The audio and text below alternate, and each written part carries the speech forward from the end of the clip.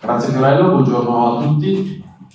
Quest'oggi vi presentiamo strategie per l'utilizzo sostenibile degli agrofarmaci, soprattutto in target di buffer zone. Permettetemi però di presentarci quest'oggi in un format diverso, un assetto societario che è cambiato. Ci conoscevate con il nome di Kimiberg fino al 2024 per quanto riguarda gli agrofarmaci e di agro per quanto riguarda gli agronutrienti.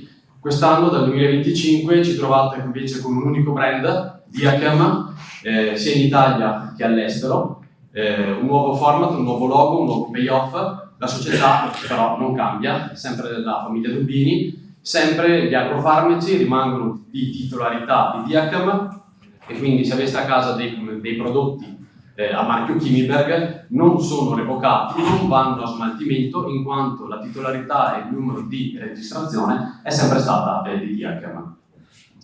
Procediamo quindi con il primo formulato da Aramon. In questo caso si parla di ciazofamide 100 grammi litro con una formulazione in sospensione concentrata, un SC, con una classificazione CLP abbastanza leggera, con un unico pittogramma del simbolo ambientale e una frase UH 410.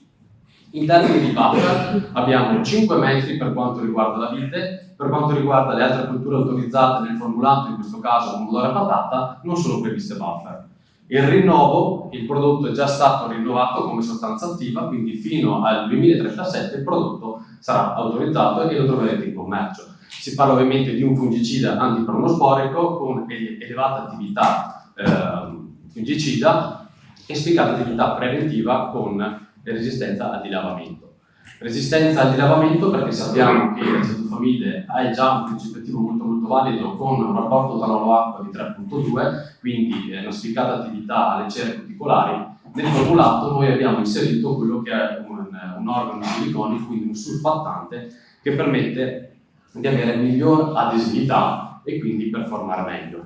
In questo caso vedete una prova fatta da Sagea, in questo caso nel periodo di lancio del 2020, dove è stata fatta il trattamento simulata una piovosità di 20, 40 e 100 mm. A 100 mm vedete che si perde soltanto un 10% di efficacia. Prova che abbiamo ripetuto poi nel 23, sempre con Sagea, mettendo a confronto la ciazofamide pura con il nostro formulato, quindi la ciazofamide più l'organo siliconico, in questo caso a due timing diversi, a 30 mm e a 50 mm. Se diciamo a 30 mm c'è poca differenza, per quanto riguarda i 50 mm, quindi le bombe d'acqua che spesso capitano, si vede una differenza in termini di efficacia sia per l'incidenza che la severità e anche da un punto di vista statistico la situazione cambia. Ma parliamo di ciazofamide anche perché abbiamo fatto un monitoraggio con l'Università di Milano e con l'Università di Bologna per il fenomeno della resistenza e in questo caso abbiamo fatto 3 anni di monitoraggio e andremo a fare il quarto. In questo caso abbiamo campionato le foglie a ottobre, allestito i campioni a novembre, portatamente in laboratorio all'università, fatto lo svernamento e fatto poi nell'anno successivo, quindi a febbraio, i saggi di germinazione a diverse concentrazioni 0, 0,01, 0,1, 1, 10 e 100 mg litro. Considerate che 100 mg litro sono la dose di etichetta di un litro per ettaro classico che viene applicato al prodotto in campo.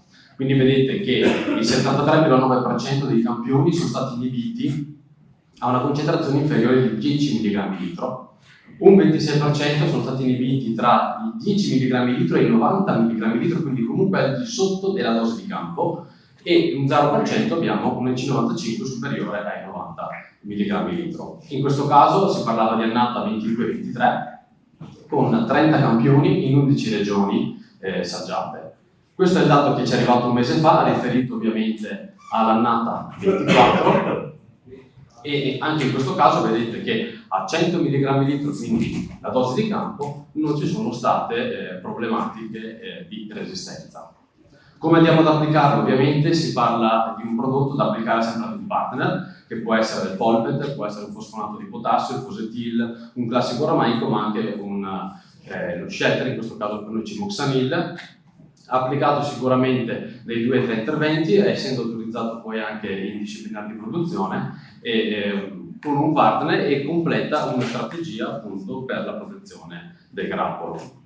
L'altro formulato che vi presento, sempre in ottica ovviamente di buffer, si parla di tiolene, in questo caso si parla di zolfo, 800 grammi litro, sempre una formulazione SC. In questo caso è importante perché non prevede littogrammi, ha soltanto delle classi EUH, non ha buffer zone, e anche in questo caso andiamo a formularlo aggiungendo un adesivante in più che permette ovviamente di rimanere di più aggrappato alla foglia e alle celle cuticolari.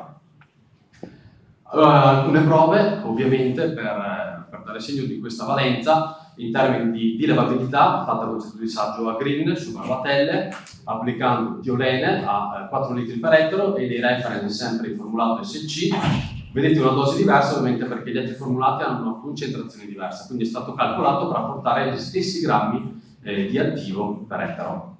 È stata poi simulata una piovosità di 20 mm, di 60 mm, e vedete come il tiolene abbia performato molto bene rispetto a poi quelli che sono anche gli altri reference di mercato.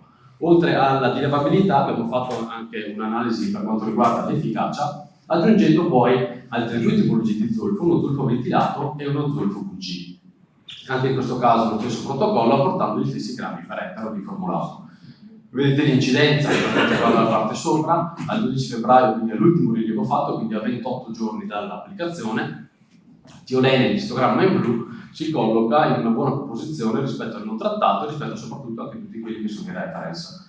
Per quanto riguarda invece la severità, da un punto di vista statistico al 12 febbraio non ci sono differenze, però in termini di valore assoluto sicuramente tiolene si è comportato molto bene.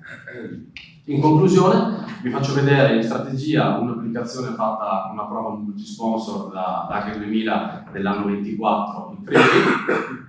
Si parla di Guyot, Pino Grigio, ovviamente è una strategia rivolta alla difesa dalla peronospora in questo caso, e ovviamente target buffer. Il reference consigliato poi dai bollettini della cantina che seguiva la zona è una strategia di Diachem, è mista tra Folpet, prodotti a base rameici, certofamide, fosetil, quello che potrebbe essere il cimoxanil, e vedete anche le buffer di metri da rispettare. Noi siamo rimasti sotto, diciamo, arrivati fino a 10 metri e non abbiamo superato, quindi arrivare a 15, 20, 25 in base agli altri formulari. Abbiamo fatto 7 interventi a base rame rispetto al reference che ne ha fatti uno.